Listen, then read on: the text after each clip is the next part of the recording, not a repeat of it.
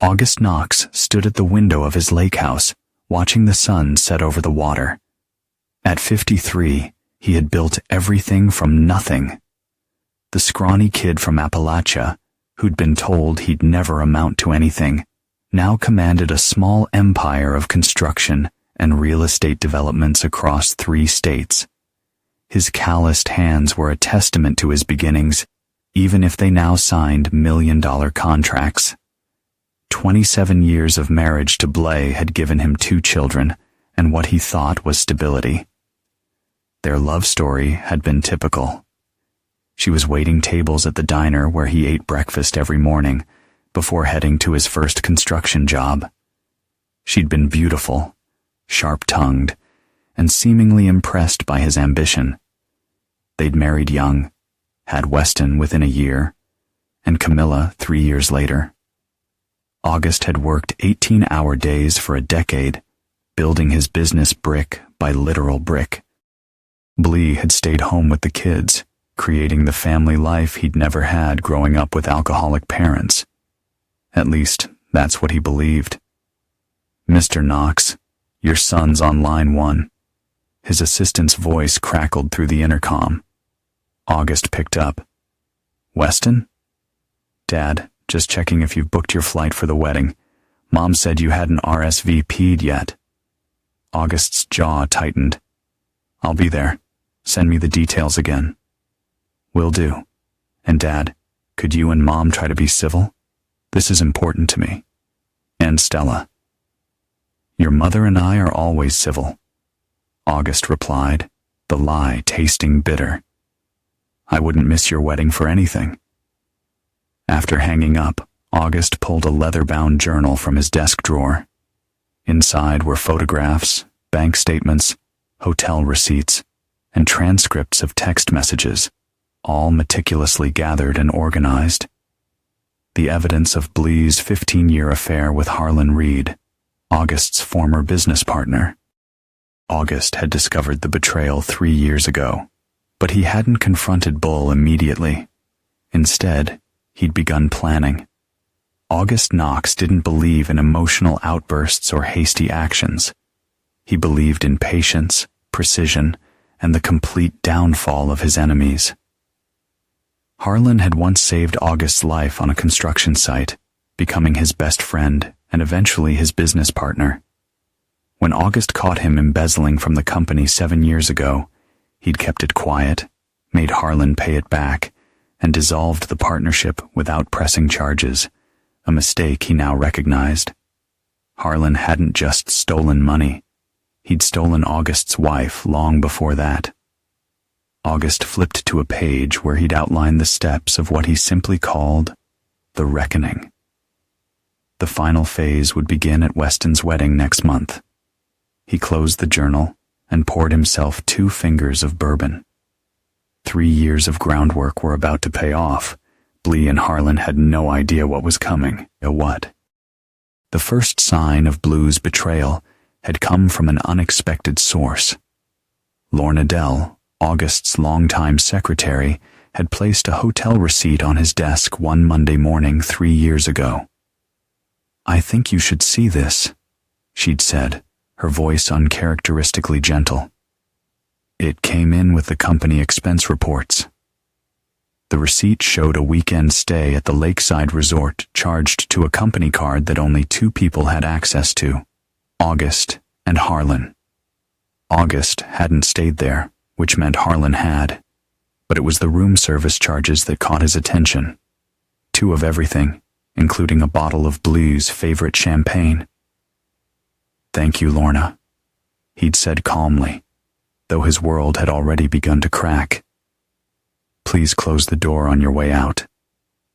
That night, he'd driven to the lakeside resort and charmed the night manager, Tully, into reviewing security footage by claiming he was planning a surprise anniversary gift and needed to check the layout. What he saw instead was Blow and Harlan entering a suite together, her hand possessively on the small of his back. August hadn't confronted them. Instead, he'd driven home, gone to his workshop in the basement, and meticulously crafted a wooden box with intricate joinery, the kind of precision work that had always calmed him. Inside this box, he began collecting evidence. Over the following months, August hired a private investigator, installed monitoring software on their shared devices, and methodically built a timeline of the affair. He discovered it had begun shortly after Camilla was born, when Blay had felt abandoned by his long work hours. 20 years of lies, 20 years of family vacations, Christmas mornings, and anniversary celebrations, all poisoned. Most devastating was his discovery that Harlan had been the one who'd encouraged Ball to push for separate finances 10 years earlier, a move that had given her independence, but had actually protected their affair. August had agreed, never suspecting it was his former friend's way of creating a financial pathway for their betrayal. In his investigation, August uncovered something else, a pattern of small financial discrepancies in his business that traced back to Harlan's continued influence. Though no longer partners, Harlan had maintained relationships with several of August's contractors and suppliers, quietly siphoning opportunities and skimming profits through a complex web of handshake deals and kickbacks. The betrayal was comprehensive, personal and professional, emotional and financial. One night, as August sat at his desk reviewing bank statements, Blee had walked in and placed her hands on his shoulders. "You're working too hard again," she'd murmured, kissing his neck. "Come to bed." August had looked up at her, seeing for the first time the practiced deception in her eyes. How many nights had she left his bed to text Harlan? The awareness stung him in a way that made sleep impossible. How many business trips had been covers for their rendezvous? "I'll be up soon," he'd replied, his voice steady despite the rage building inside him. That night, he decided there would be no confrontation, no messy divorce, no public scandal. August Knox would take everything from them, piece by piece, until there was nothing left but the knowledge of what they'd lost and why. "I need something absolutely airtight," August told Zelda Moss, his new attorney. He'd specifically chosen someone with no previous connection to him or his business, someone Blee and Harlan wouldn't know. Zelda adjusted her glasses and reviewed the documents spread across her desk. "With this evidence, Mr. Knox, you could file for divorce citing adultery and likely receive a favorable settlement. However, Georgia is an equitable distribution state, not a community property state. The court will aim for fair, not necessarily equal, division of assets." August leaned forward. "I don't want fair. I want justice, and I don't want a divorce." "Not yet." Zelda raised an eyebrow. "Then what exactly are you planning?" "A complete reset. I want to separate our finances without Blee realizing what's happening. I want to protect my assets, secure my business, and ensure that when the time comes, she and Harlan get exactly what they deserve. Nothing." Over the next 6 months, August restructured his holdings. He established trusts for his children that Bull couldn't touch. He quietly transferred assets to newly formed LLCs with his sister Marlene as a co-owner. He updated his will, removing Bull entirely. On paper, August appeared to be simplifying his business affairs as he approached retirement. In reality, he was systematically dismantling the financial foundation of Blee's future. Simultaneously, August began cultivating relationships with people Harlan had wronged over the years. There was Greta Simmons, whose small flooring company had nearly gone bankrupt after Harlan canceled a major contract without warning. There was Pascal White, a former employee who'd been fired after questioning some of Harlan's accounting practices. And there was Vernon Tate, a rival developer who'd lost a significant project to Harlan through what many suspected were underhanded tactics. August brought them all into his orbit, not through direct confrontation about Harlan, but through business opportunities and genuine assistance. He funded Greta's expansion into eco-friendly materials. He hired Pascal to audit some of his own projects. He partnered with Vernon on a community development initiative. Each connection strengthened August's position while isolating Harlan. August also focused on his children. Weston had joined the family business after college, showing a natural talent for architectural design. August mentored him closely, preparing him to eventually take over, but also subtly educating him about business ethics and loyalty. This careful groundwork brought August a sense of purpose, reminding him that, no matter what, his family name and legacy would endure. Camilla, now in medical school, received increased financial support and regular calls from her father, something August regretted not doing more often during her childhood. The most challenging part of the plan was maintaining normalcy with Blow. August forced himself to continue their date nights, to kiss her goodbye in the mornings, to make love to her on occasion, all while imagining the destruction that awaited her. There were moments when he almost broke, when the taste of her lips reminded him of younger, happier days, or when she would laugh at something in a way that momentarily made him forget her betrayal. But then he would remember the hotel receipts, the text messages, the years of lies, and his resolve would harden once more. As Weston's engagement to Stella Russell was announced, August recognized the perfect timeline for his endgame. The wedding would bring everyone together: family, friends, business associates. It would be the ideal stage for the final act of his retribution. "Are you sure you want to do this at your son's wedding?" Zelda had asked when he outlined the timing. "It will affect him too." August had stared out the window of her office, watching a construction crew working on a new building across the street. Sometimes you have to tear everything down before you can rebuild properly. Weston deserves to know who his mother really is before he starts his own family. Zelda had shaken her head, but continued preparing the necessary legal documents. "Just remember, Mr. Knox, revenge might feel satisfying in the moment, but it rarely brings peace." August had smiled thinly. "I'm not looking for peace, Miss Moss. I'm looking for justice." 6 months before Weston's wedding, August's carefully laid plans began to accelerate.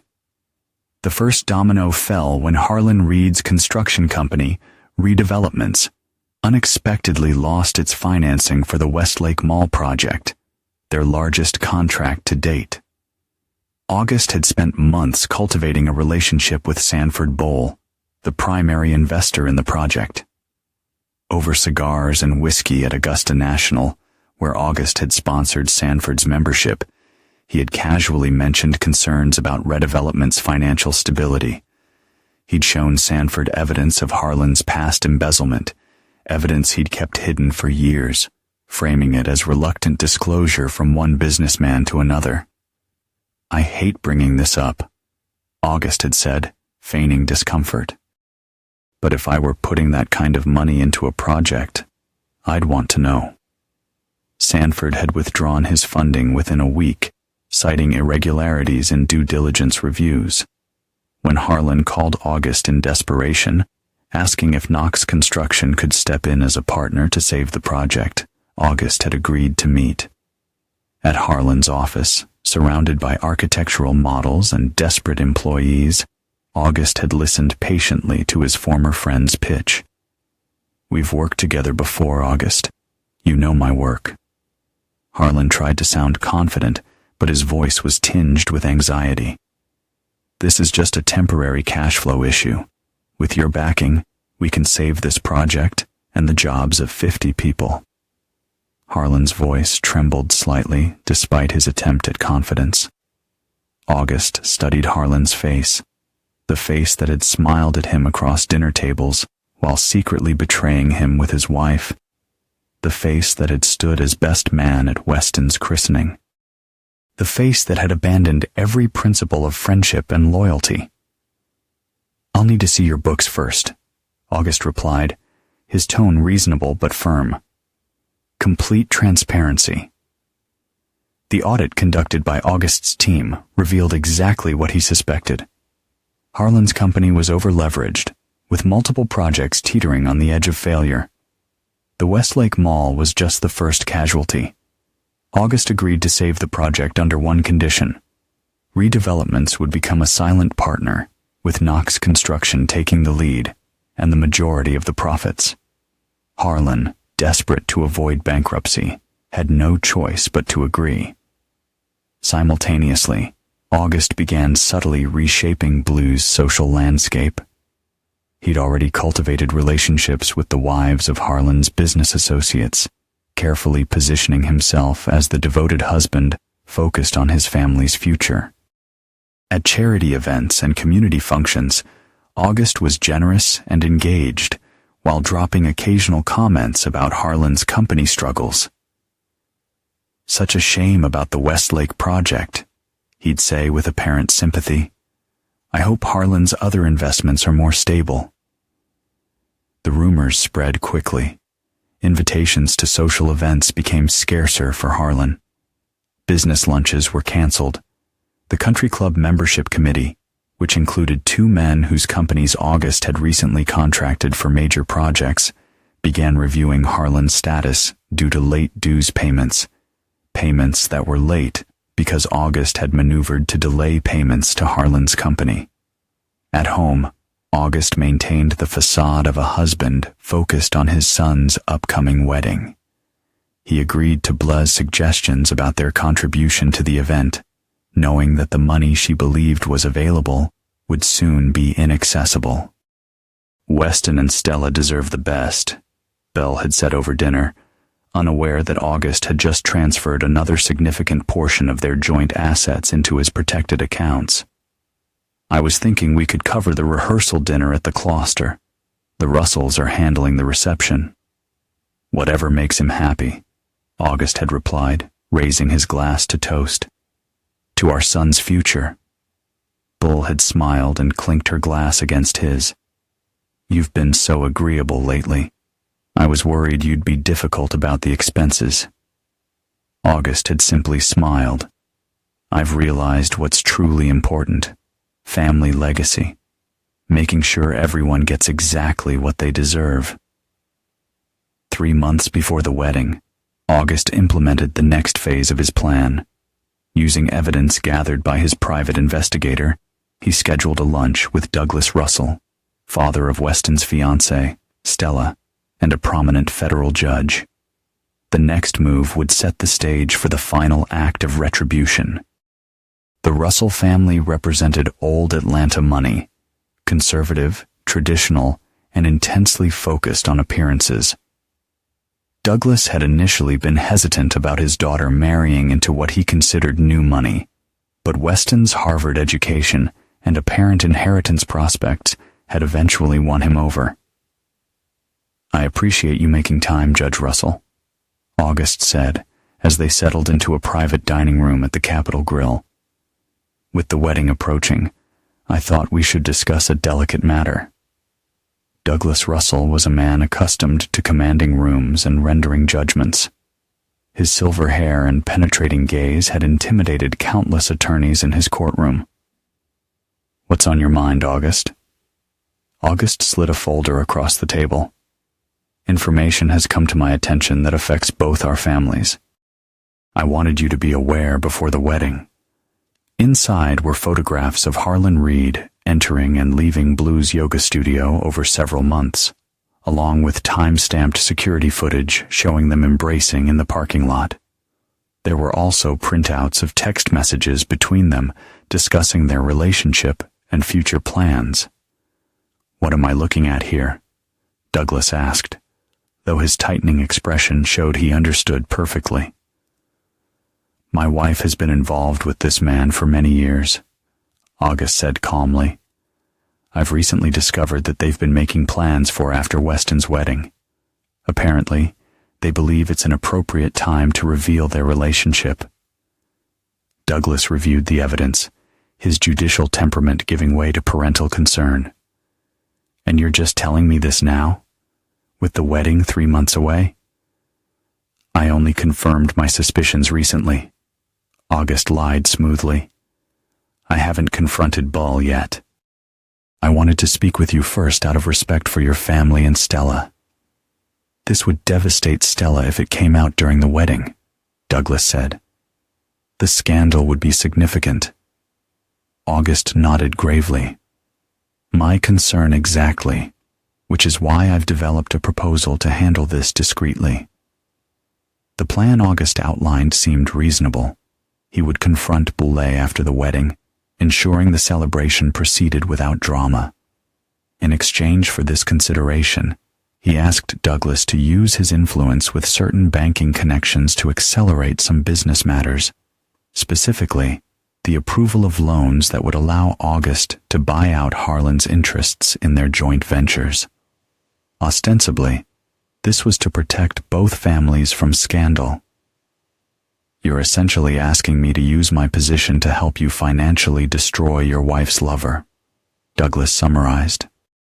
I'm asking you to help me protect our children from public humiliation while ensuring that those responsible face appropriate consequences, August corrected. Nothing I'm proposing is illegal, merely expedited. Douglas considered this, then nodded slowly. I've always believed in family values and personal responsibility.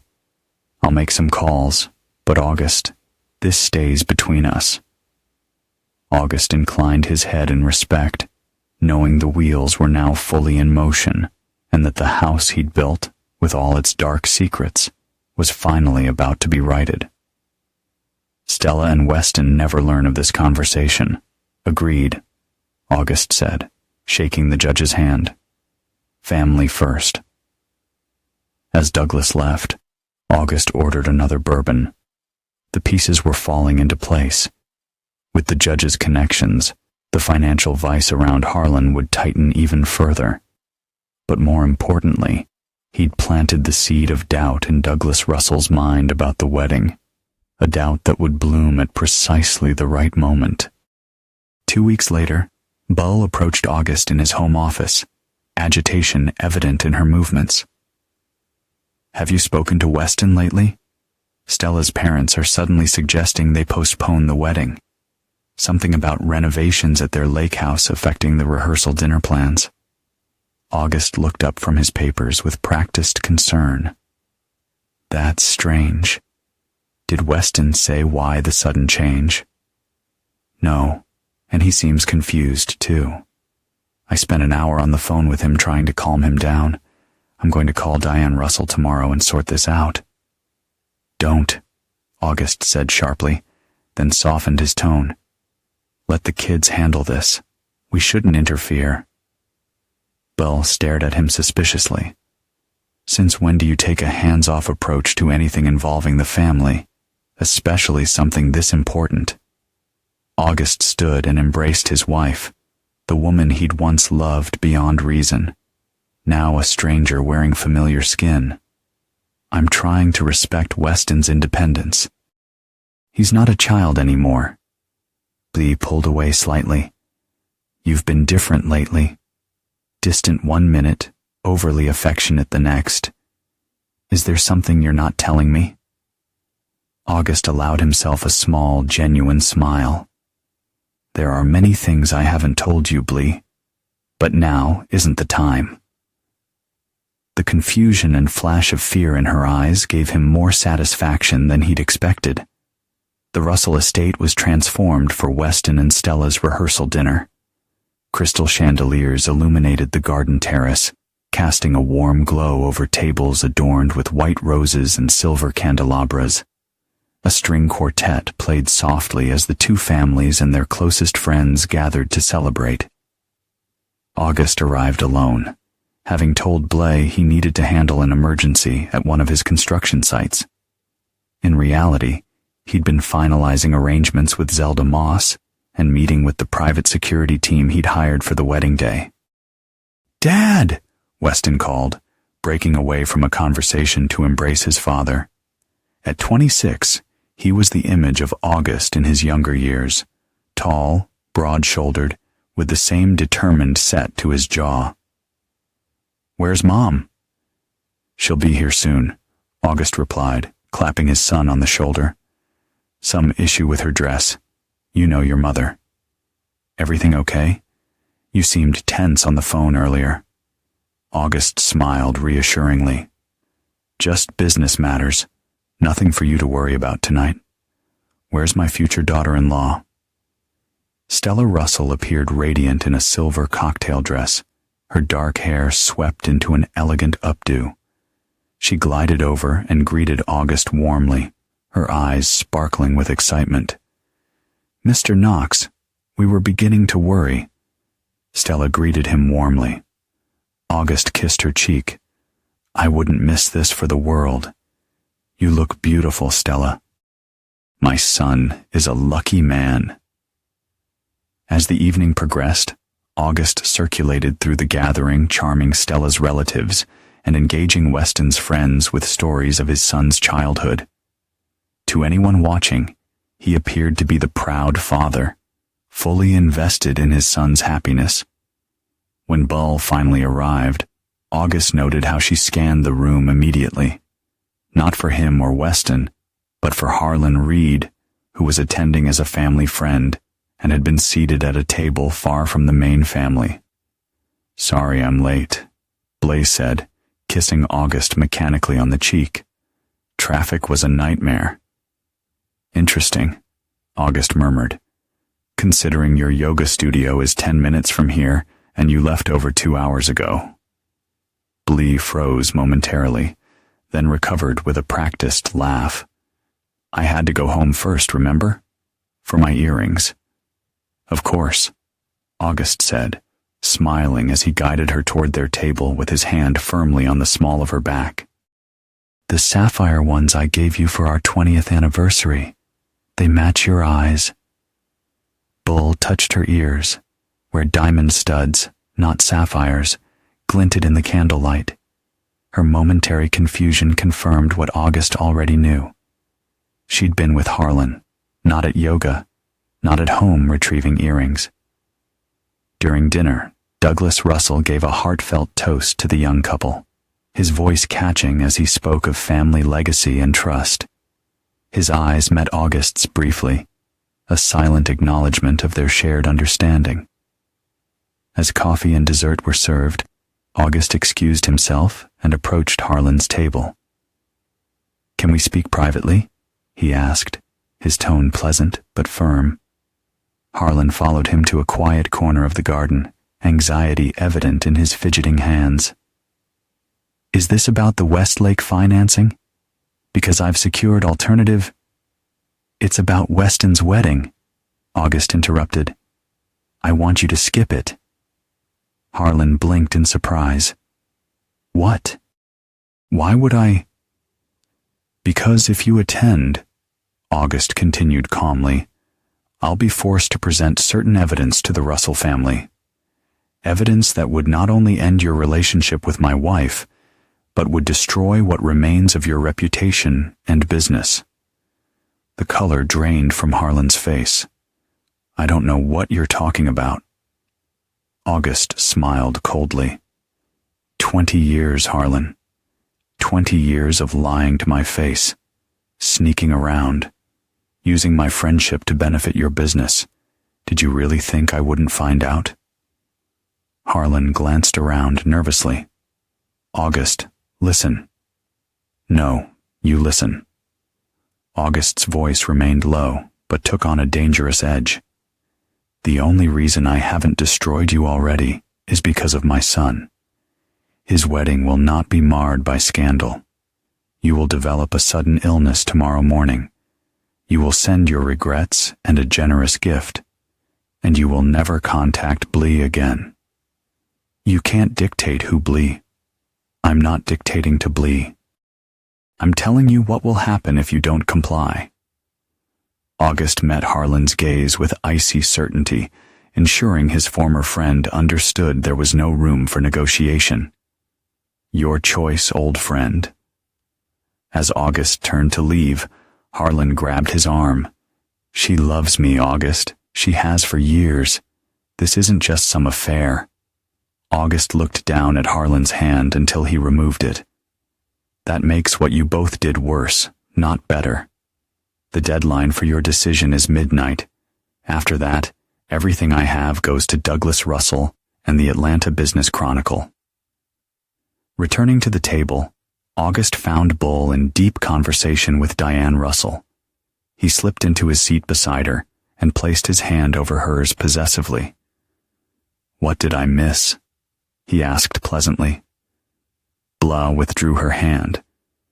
Diane was just saying how surprised they were by the guest list.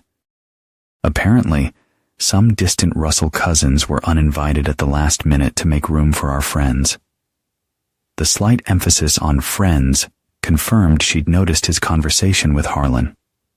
August merely smiled. Wedding planning is always complicated as long as the important people are there. Later that night, as they drove home in silence, Blah finally spoke. "What did you say to Harlan? He left immediately after your conversation." "I reminded him of an important business matter," August replied, eyes on the road. "Nothing that need concern you." "Don't patronize me, August. We've been married too long for that." August laughed, a sound devoid of humor. "Yes, we have. 27 years to be exact. Though I wonder how many of those years actually meant anything to you." Blee stiffened. "What's that supposed to mean?" "Get some rest, Blay. Tomorrow is a big day for our son. Let's not spoil it with conversations that are long overdue." As they pulled into their driveway, August's phone chimed with a text. It was from Harlan. "I won't be at the wedding, but this isn't over." August smiled as he pocketed his phone. Phase 1 was complete. Tomorrow would bring the culmination of 3 years of planning, the day of reckoning. The morning of Weston's wedding dawned clear and bright. Perfect weather for the garden ceremony at the Russell estate. August dressed methodically in his tuxedo, checking his appearance in the mirror as Bull rushed around their bedroom in a flurry of nervous energy. "Have you heard from Weston?" she asked for the 3rd time. "I texted him but haven't gotten a response." "He's probably busy getting ready," August replied calmly. "Or perhaps spending a few quiet moments reflecting on his future." Belle paused in her preparations. "You seem unusually philosophical today." "Weddings tend to make one contemplative," August said as he adjusted his cufflinks. "Platinum with small diamonds, a gift from Blal on their 10th anniversary. Especially when you consider the vows. Honor, fidelity, forsaking all others." A flash of discomfort crossed Blue's face before she turned away to apply her lipstick. "We should leave soon. I told Stella I'd help her with some last-minute details." "You go ahead," August said. "I have a stop to make first. Business that can't wait." "Business?" Bull echoed, suspicion flickering in her gaze as she gathered her things. August simply smiled, knowing that today, at last, the truth would come to light. On their son's wedding day, Blee's exasperation was evident. August smiled thinly. "Some matters require immediate attention regardless of the calendar. Don't worry, I won't be late." After Blee left, August made a series of phone calls. First to Zelda Moss, confirming that all legal documents were in order. Then to the private security team he'd hired. And finally, to Douglas Russell. "Everything is prepared," August assured the judge, "just as we discussed." He arrived at the Russell estate an hour before the ceremony. The grounds were bustling with activity, florists making final adjustments to floral arches, catering staff setting up the reception area, and the wedding planner directing it all with clipboard in hand. August bypassed the activity and headed for the guest house where Weston was preparing. He found his son standing by the window, already dressed in his tuxedo, staring out at the gathering guests. "Dad," Weston said, turning with evident relief. "Where have you been? Mom's been looking everywhere for you." "I had some matters to attend to." August embraced his son, holding on a moment longer than usual. "You look good. Ready for this?" Weston nodded, though anxiety shadowed his features. "Mostly. There's something weird going on, though. Stella's parents have been acting strange all morning. Her father keeps taking private calls, and her mother barely spoke to Mom when she arrived." "Pre-wedding tension," August suggested. "Nothing to worry about." "And Harlan canceled last night. Sent a text saying he had food poisoning or something. Mom seemed really upset about it." August kept his expression neutral. "Unfortunate. But the day isn't about Harlan, is it? It's about you and Stella, right?" Weston agreed, straightening his tie. "By the way, there are 2 guys in suits at the entrance checking guest IDs. Stella's dad said they're extra security because of some judge friends attending, but it feels excessive." "Better safe than sorry," August said, clapping his son on the shoulder. "I should find your mother before the ceremony. Any message for her?" "Just tell her to stop worrying. Everything's going to be fine." August nodded, knowing just how wrong his son was. He found Blay in the bridal suite with Stella and her bridesmaids. When she saw him in the doorway, she excused herself and pulled him into the hallway. "Where have you been?" she hissed. "And what's going on with the security at the entrance?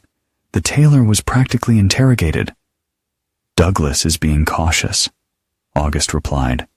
"Several of his colleagues from the federal bench are attending." Bull studied his face suspiciously. "You're hiding something, and Harlan isn't answering my calls." "Perhaps he's actually ill," August suggested mildly. "Or perhaps he finally developed a conscience. Either way, we have a wedding to attend. Shall we?" As guests filled the rows of white chairs on the lawn, August and Blay took their places in the front row. The string quartet began playing, signaling the start of the ceremony. The anticipation in the air was palpable, promising a day that would change everything for all involved. Weston took his position under the floral arch, looking nervous but happy as he waited for his bride. The processional began, bridesmaids in soft blue gowns, Stella's young cousin as flower girl, and finally Stella herself on her father's arm. She was radiant in a classic white gown, her face glowing with happiness as she approached Weston. The ceremony proceeded beautifully, with personal vows that brought tears to many eyes, including Bull's.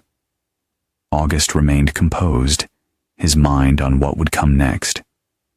After the couple was pronounced husband and wife, guests moved to the reception area for cocktails, while the wedding party took photographs.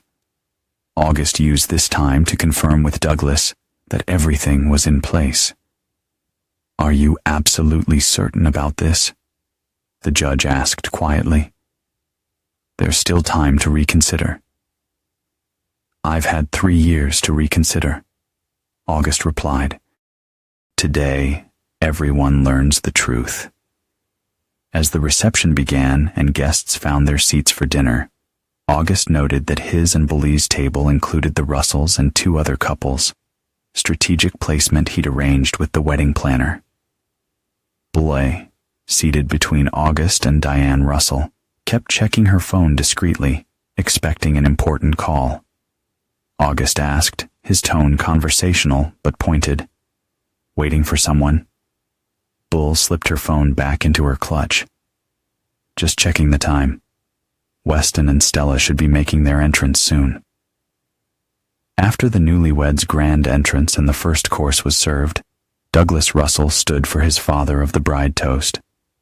He spoke eloquently of marriage as a sacred commitment built on trust and honesty, his eyes occasionally finding August's across the table.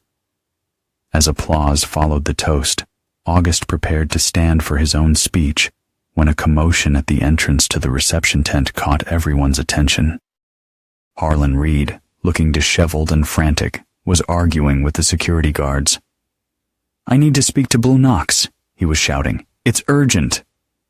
Bull half rose from her seat, her face pale. August placed a restraining hand on her arm. "Don't," he warned quietly. "Not here. Not now." But it was too late. Harlan had broken past security and was approaching their table, his eyes wild. "Bleh. We need to talk now. He knows." August stood, positioning himself between Harlan and the table. "You weren't invited, Harlan. Leave before you embarrass yourself further." "You're not invited, loser." Bull hissed suddenly beside August, her face contorted with anger and fear. "Security, remove this man." The security team August had hired closed in. One of them spoke quietly into Harlan's ear. "Sir, you need to leave now. Judge Russell has authorized us to detain anyone disrupting the event." Harlan looked from the guards to Bull, betrayal evident in his expression. "You're letting this happen? After everything?"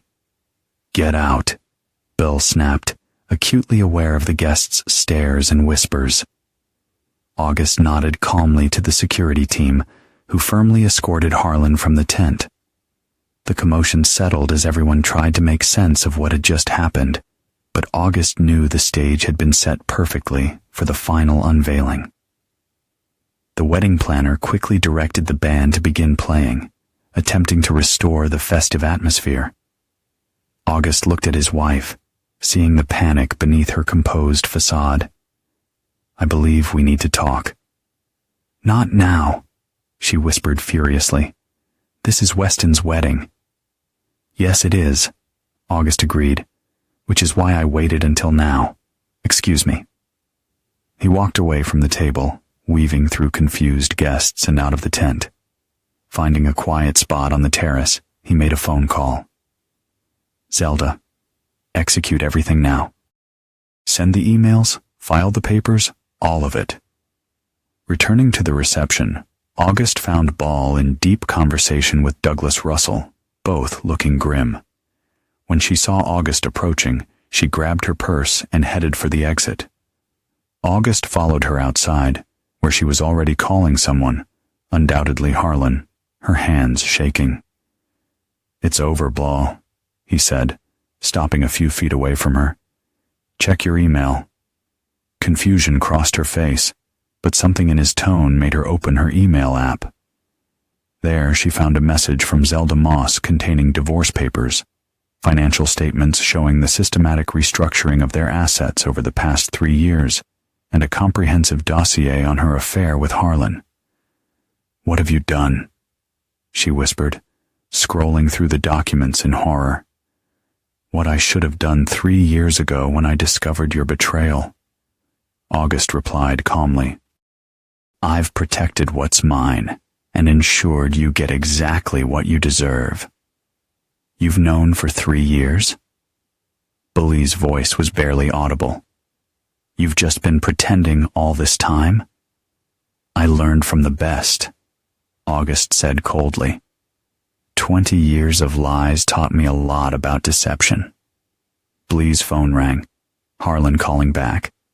August plucked it from her hand and answered on speaker. "Harlan, perfect timing." "August." Harlan sounded confused. "Where's Blee?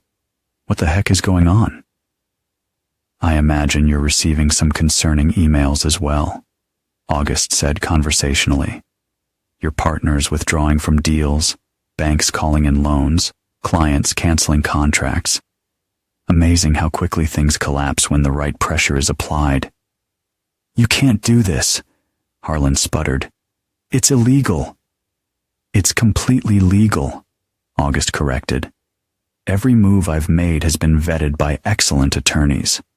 Unlike you, I don't cheat to get what I want." Blee lunged for the phone. "Harlan, don't listen to him.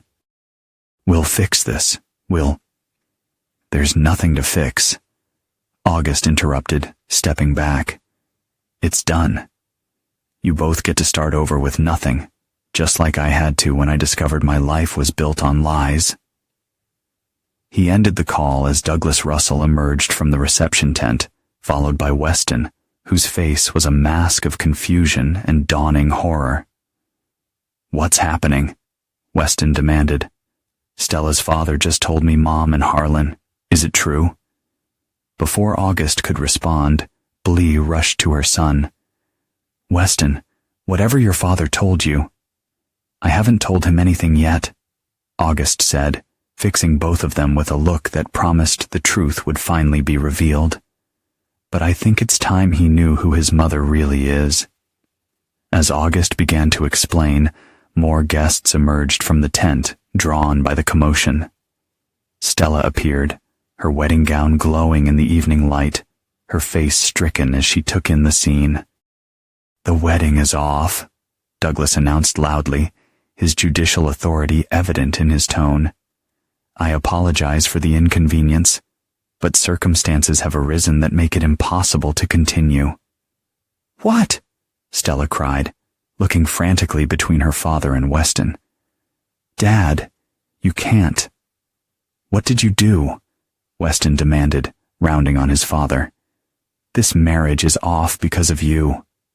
"No," August said firmly. "This pause, and it is just a pause, not an end, is happening because the truth needs to be addressed before you both begin your life together." He turned to address the gathering crowd, his voice strong and clear. "My wife has been carrying on an affair with Harlan Reed for 20 years. I discovered this 3 years ago and have spent that time ensuring that when the truth came out, justice would be served." Gasps and murmurs rippled through the crowd. Blee stood frozen, her carefully constructed world crumbling around her. "I wanted you all to witness this," August continued. "Not to humiliate my family, but to ensure that the truth is known. I filed for divorce today. I've also submitted evidence to the State Bar Association regarding Harlan Reed's business practices, which I expect will result in significant legal consequences." He turned to Weston and Stella. "I'm sorry this affected your day, but marriage should begin with honesty, not deception. Take time to process this, then make your decision with clear eyes." As security began escorting shocked guests toward the exits, August walked away from the chaos he'd created, feeling neither joy nor sadness, only the cold satisfaction of a long-planned mission finally accomplished. The week following Weston's interrupted wedding was a whirlwind of legal proceedings, media speculation, and family discord. August retreated to his lake house, fielding calls from his attorneys and ignoring the increasingly desperate messages from Belle and Weston. On the third day, a knock at his door revealed Camilla, his daughter, who had flown in from Boston, where she was completing her medical residency. "You look terrible," she said bluntly, pushing past him with her suitcase. "When did you last eat?" August smiled faintly at her directness, so like his own. "I'm fine." "You're not fine. None of us are fine." Camilla headed for the kitchen and began opening cupboards. "I talked to Weston this morning. He's staying with Stella at her apartment. The Russells have postponed the wedding, not canceled it." "Good," August said, following her. "That wasn't my intention." Camilla turned to face him, her expression serious. "What exactly was your intention, Dad? To destroy our family? Because mission accomplished." August sighed heavily, suddenly feeling every year of his age. The quiet of the lake house pressed in, leaving no place to hide from the uncomfortable truths his actions had uncovered. "Sit down, Camilla. It's time you knew everything." Over the next 2 hours, August showed his daughter the evidence he'd gathered, The timeline of Blee and Harlan's affair, the financial manipulations, the systematic betrayal that had spanned most of Camilla's life. "So, Mom's been cheating since I was 3? Camilla asked, her medical training evident in her analytical approach to the shocking information. "And you've known for 3 years, but said nothing." "I wanted to be certain of every fact before acting," August explained, "and I needed to ensure that you and Weston were protected financially and emotionally." Camilla shook her head. "But the wedding? That was cruel, Dad. To Weston, to Stella, to everyone." "Perhaps," August acknowledged, "but it was also effective. A clean public break that left no room for Blee or Harlan to spin the narrative." "You sound like you're discussing a business strategy, not your marriage. When someone treats a relationship like a transaction, they shouldn't be surprised when it ends like one." Camilla studied her father's face. "You really loved her, didn't you? Even after everything." August looked away, unwilling to let his daughter see the depth of pain he still carried. "I loved who I thought she was." The next day, Zelda Moss arrived with updates on the legal proceedings. Blee had retained counsel and was contesting the divorce terms, arguing that August's methodical asset restructuring constituted fraud. "She won't win," Zelda assured him. "Your actions were preventative and protective, not retaliatory. The evidence of her long-term infidelity strengthens our position considerably." "And Harlan?" August asked. "Facing multiple investigations. The evidence you provided to the state licensing board about his business practices has triggered audits of his current projects. Several clients have already terminated their contracts." August nodded, satisfied. "What about Weston and Stella?" "Judge Russell called this morning," Zelda said. "He wants to meet. Apparently, Weston and Stella are still determined to marry, but they want certain assurances from both families." The meeting took place at Zelda's office 2 days later. Douglas and Diane Russell arrived first, followed shortly by Weston and Stella, who entered holding hands, their united front obvious. Belle arrived last, alone and visibly exhausted. "Thank you all for coming," Zelda began formally. "We're here at the request of Weston Mercer and Stella Russell to discuss the path forward regarding their wedding and family relations." Weston stood, his resemblance to August striking as he addressed the room with calm authority. "Stella and I have decided to proceed with our wedding next month. It will be a small ceremony with only close friends present." Blee made a small sound of distress. "Weston, surely we can reschedule the original." "No, Mom," Weston cut her off firmly.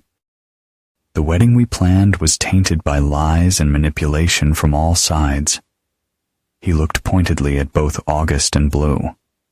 The room grew quiet, as everyone realized this marked the beginning of a new chapter for the family, built, at last, on honesty. "We're starting fresh on our terms." "And what are those terms?" Douglas asked, his judicial demeanor firmly in place.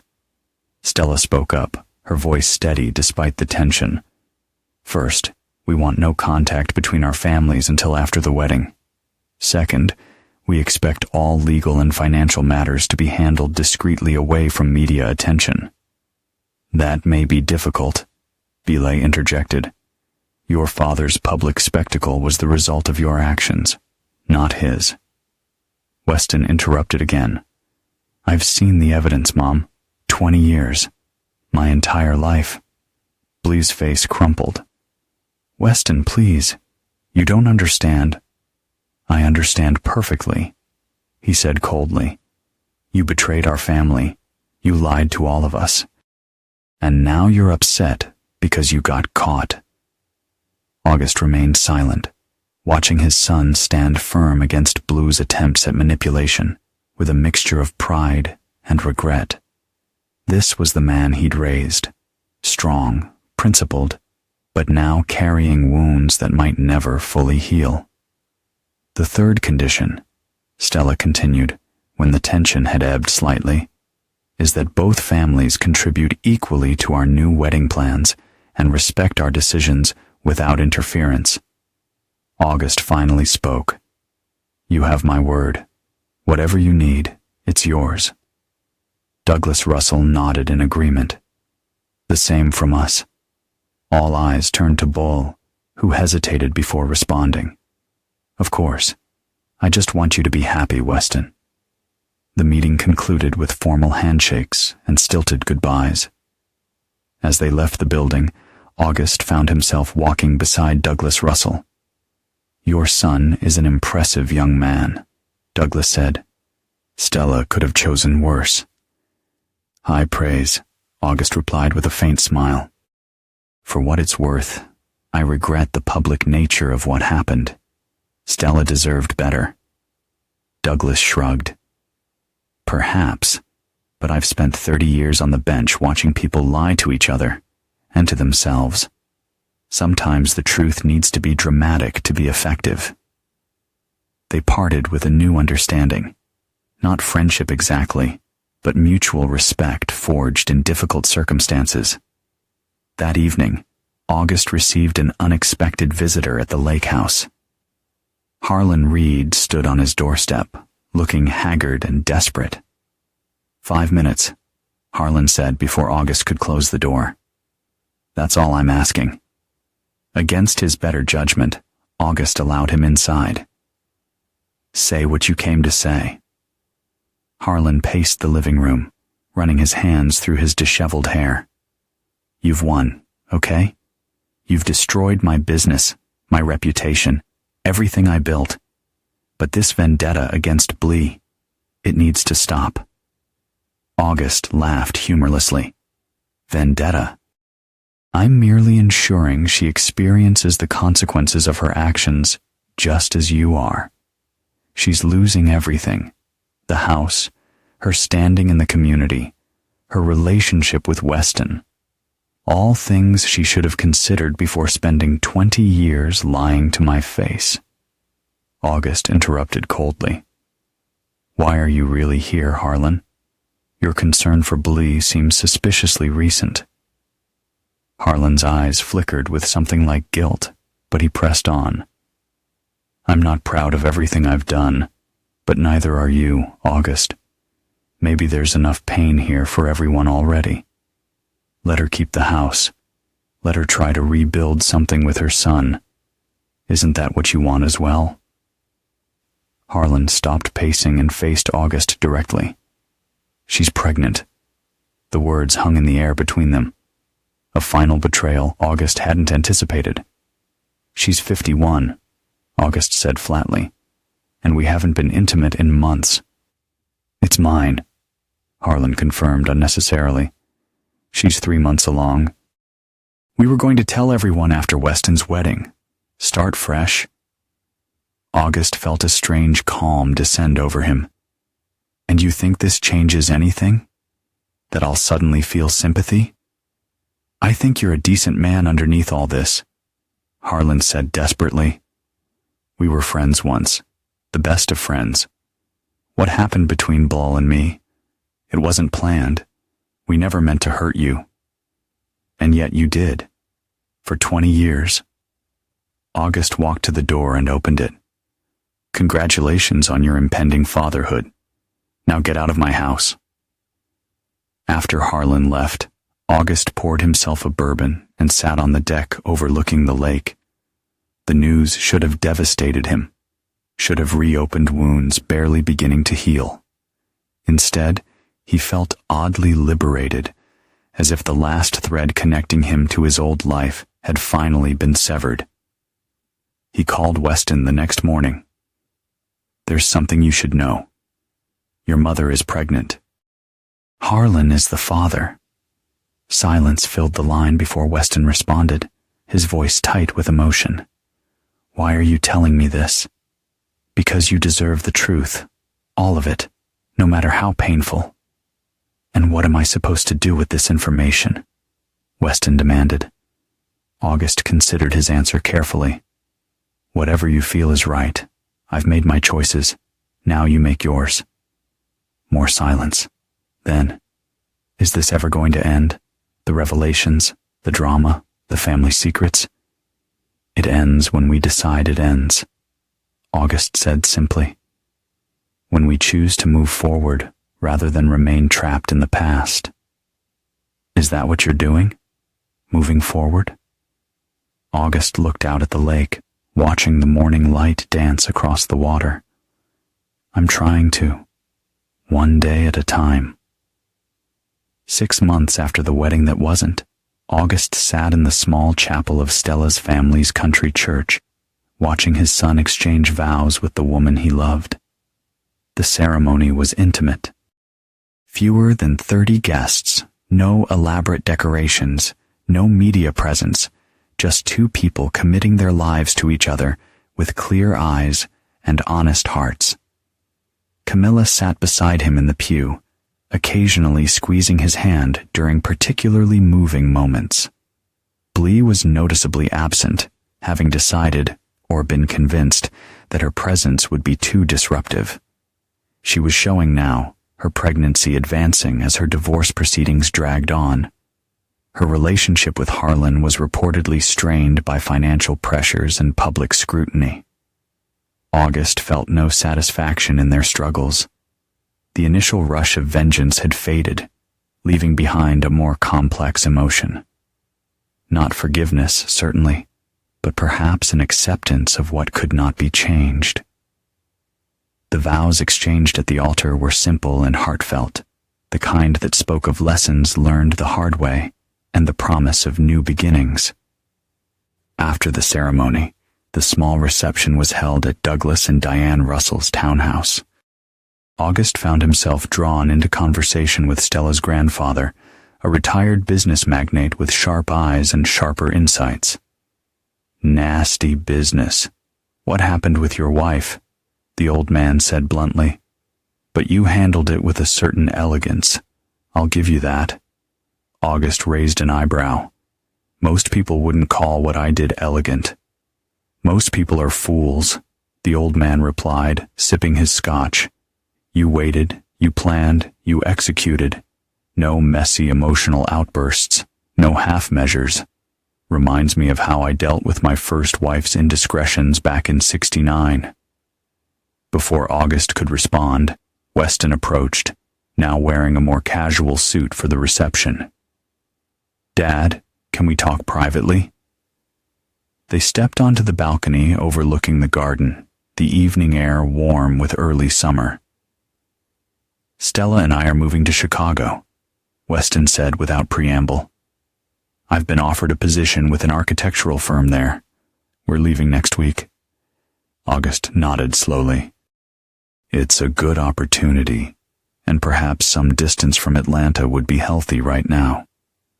That's part of it, Weston admitted. But mainly, it's about starting fresh, building our own life away from everything that's happened. I understand. August placed a hand on his son's shoulder. I'm proud of you, Weston, for your resilience, your clarity. You're a better man than I ever was. Weston shook his head. I don't know about that, but I'm trying to learn from both your strengths and your mistakes. The best any father can hope for, August said with a faint smile. Mom called yesterday. Weston continued after a pause. She wants to reconcile, wants me to understand her side of things. And do you want to understand? Weston leaned against the balcony railing, considering. Maybe someday, but not now. I told her, I need time. Time is the one thing we can never get back, August observed. Use yours wisely. What about you, Dad? What's next? You've sold the company? Liquidated most of your holdings? Weston gave a small smile. Camilla says you're practically living as a hermit at the lake house. August shrugged. I'm contemplating my next chapter. There's a certain freedom in starting over at my age. Later that evening, as the reception wound down, August found himself face to face with Douglas Russell near the bar. "Your son and my daughter appear to be happy," Douglas observed, gesturing to where Weston and Stella were dancing slowly in the center of the room, oblivious to the few remaining guests. "Against considerable odds," August agreed. "I received an interesting call from Harlan Reed last week," Douglas continued, lowering his voice. "Apparently, he's considering bankruptcy. Wanted to know if I had any judicial contacts who might be sympathetic to his situation." August's expression remained neutral. "And what did you tell him?" "That the law is the law, regardless of personal circumstances." Douglas studied August's face. "You're not done with him, are you?" August met Douglas's steady gaze, feeling the weight of the past and the uncertainty of the future as he considered his answer. "With either of them, I've done what needed to be done," August replied carefully. Douglas nodded, unconvinced. "Just remember, your vendetta affected more than just its intended targets. Don't sacrifice what remains of your family for the satisfaction of complete destruction." The warning lingered in August's mind as he drove back to the lake house that night. He'd achieved most of what he'd set out to do. Blee and Harlan had lost their reputations, their financial security, their carefully constructed facades. The truth was known. Justice, as he defined it, had been served. Yet something remained unfinished. 3 days later, August visited Zelda Moss's office to sign the final divorce papers. Blay would receive the minimum required by law, enough to live modestly, but nothing close to the lifestyle she'd enjoyed as his wife. Her attempts to contest the asset restructuring had failed. Her attorneys were unable to prove malicious intent rather than prudent business planning. "Is she signing today as well?" August asked as he reviewed the documents. Zelda shook her head. "Tomorrow." Her attorney requested separate appointments to avoid conflict. "Sensible," August acknowledged, signing his name with the finality of a death certificate. After leaving Zelda's office, August drove to the address he memorized from his private investigator's reports, the small apartment where Belle now lived with Harlan. He sat in his car across the street, watching the entrance, not entirely sure why he'd come or what he hoped to accomplish. When Blay emerged alone, shopping bags in hand, August was struck by how tired she looked, her movements lacking their usual grace, her face drawn with stress or illness or both. The pregnancy was evident now, her floral maternity dress doing little to disguise her condition. He could have driven away unnoticed. Instead, he got out of the car and called her name. Blay froze, then slowly turned to face him, weariness and resignation in her posture. "August, have you come to gloat?" "No," he said simply, approaching but maintaining a respectful distance. "I came to return this." He held out a small velvet box. Inside was her grandmother's sapphire ring, the one she'd worn throughout their marriage until he'd claimed it back during the initial separation. "Why?" she asked, not reaching for it. "You've taken everything else. Why give this back now?" "Because it was never mine to take," August replied. "It was your grandmother's, then yours. Family history shouldn't be collateral damage in our war." Blay took the box reluctantly, as if expecting a trick. "I don't understand you, August. I never did, even after 27 years.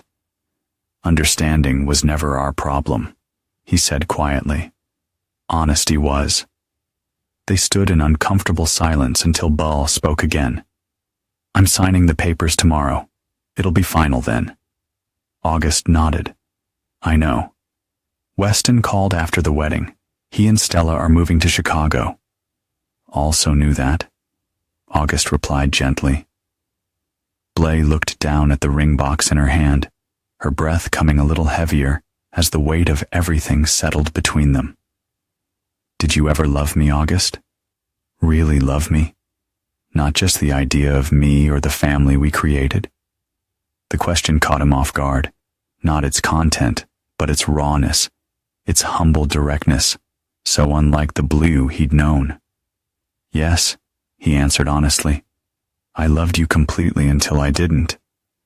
Tears welled in her eyes, but she blinked them away. I loved you too.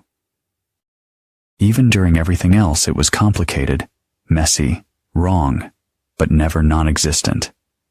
August felt a strange twinge. Not forgiveness, not reconciliation, but perhaps the first faint echo of closure. I hope you find happiness, Blee. Not because you deserve it, but because bitterness is a poison I wouldn't wish on anyone. Even Harlan? She asked with a ghost of her old sharp wit. Even Harlan, August confirmed, though they both knew it wasn't entirely true. As he turned to leave, Blee called after him. August, was it worth it? The planning, the waiting, the destruction. Did it give you what you needed? August paused, considering the question with the honesty it deserved. I don't know yet. Ask me in another 20 years. He drove back to the lake house as sunset painted the sky in shades of orange and purple. The divorce would be final tomorrow. Weston and Stella would build their new life in Chicago. Camilla would return to her medical career in Boston. Blee and Harlan would welcome their child into a world of limited resources and lingering scandal. And August would continue forward, neither triumphant nor defeated, but irrevocably changed by the path he'd chosen. That evening, he built a fire in the pit on his dock and systematically burned the contents of the wooden box that had housed his evidence and plans for the past 3 years. Photos, bank statements, private investigator reports, hotel receipts, all reduced to ash and scattered over the dark water. The journal containing the reckoning he kept, placing it on a shelf in his study alongside family photo albums and business memorabilia. Another chapter in the story of his life, neither hidden nor celebrated. 3 weeks later, August finalized the purchase of a small construction company in Seattle, a city where he knew no one and no one knew him. A place to build something new from the ground up, using the skills and determination that had defined his life before betrayal had redefined it. Before leaving Atlanta, he visited Weston and Stella to say goodbye. Their apartment was half-packed, boxes labeled for their own fresh start in Chicago. Seattle, Weston repeated when August told him his plans. That's about as far from Atlanta as you can get without leaving the continental U.S. That's part of the appeal, August admitted. New horizons, new challenges. Are you running away?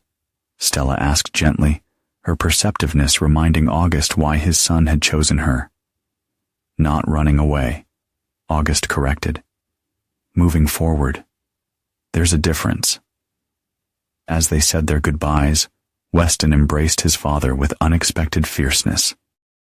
The warmth and sincerity of that embrace lingered with August as he stepped into the next stage of his journey, holding close the lessons and scars that had shaped him.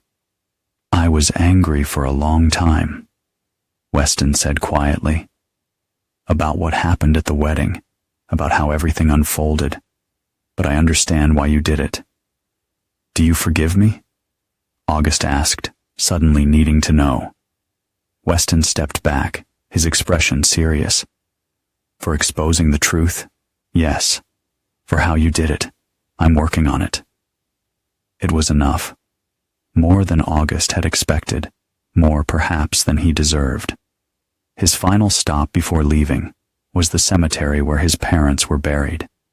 He hadn't visited in years, had actively avoided the memories of his turbulent childhood. Now he stood between their simple headstones, reflecting on the legacy of pain and resilience they'd passed to him. "I'm not sure you'd be proud of what I've done," he told the silent stones, "but I think you'd understand it." As he turned to leave, his phone rang. Camilla, calling from Boston. "Just checking if you've left yet," she said when he answered. "And to tell you I've requested a transfer for my final year of residency. University of Washington. Seattle has excellent hospitals." August paused, emotion catching him by surprise. "Camilla, you don't have to." "I know I don't have to," she interrupted firmly. "I want to. Family sticks together, Dad, even when it's messy, even when it hurts." "Even when one member systematically destroys the others?" he asked wryly. "Especially then," Camilla replied, her tone softening. "Someone needs to keep an eye on you. Make sure you don't go full supervillain in your new city." August laughed, a genuine laugh, perhaps his first in 3 years. "I make no promises." The next morning, he locked the lake house, loaded his few essential possessions into his car, and began the long drive west. No goodbyes to Bly, no final confrontation with Harlan, no dramatic declarations or last-minute reconciliations. Just a man moving forward, carrying his wounds and his victories, his regrets and his resolve, building a new foundation 1 mile at a time.